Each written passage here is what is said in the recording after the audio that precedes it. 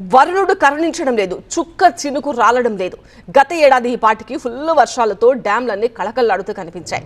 రైతులు దుక్కి దున్ని నాట్లు వేసి పంటను కంటికి రెప్పలా కాపాడుకునే పరిస్థితి కనిపించింది. కానీ ఈసారి వర్షం లేదు, నేల తడవలేదు, నాట్లు వేయలేదు. ఇంకెప్పుడు కురుస్తుంది వర్షం?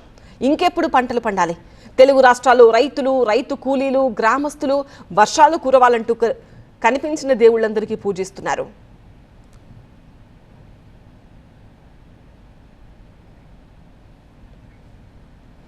యాదాద్రి జిల్లాలో వర్షాలు కురవాలని ప్రత్యేక పూజలు నిర్వహించారు రైతులు.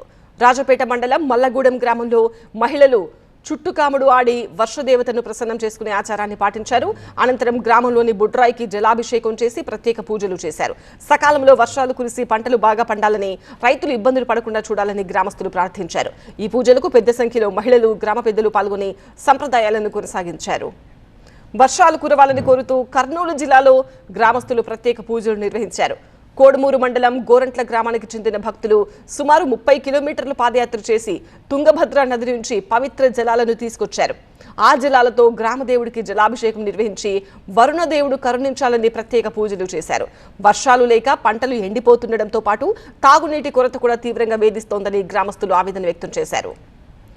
జూన్ తొలివారంలో రుతుపవనాలు రాష్ట్రంలోకి ప్రవేశించినప్పటికీ ఆశించిన స్థాయిలో వర్షాలు నమోదు కాలేదు.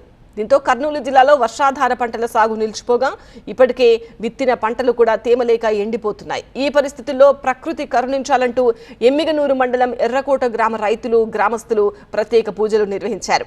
గ్రామంలోని పురాతన బావి నుంచి 101 బిందెల నీటిని తీసుకొచ్చి డప్పు వాయిద్యాల మధ్య ఊరేగింపుగా 18 దేవాలయాలకు తరలించారు.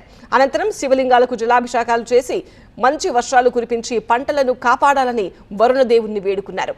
వర్షాలే తమ జీవితాలకు ఆధారమని, ప్రకృతి కరుణిస్తేనే రైతుల బతుకులు గాడిన పడతాయని గ్రామస్తులు ఆవేదన వ్యక్తం చేశారు.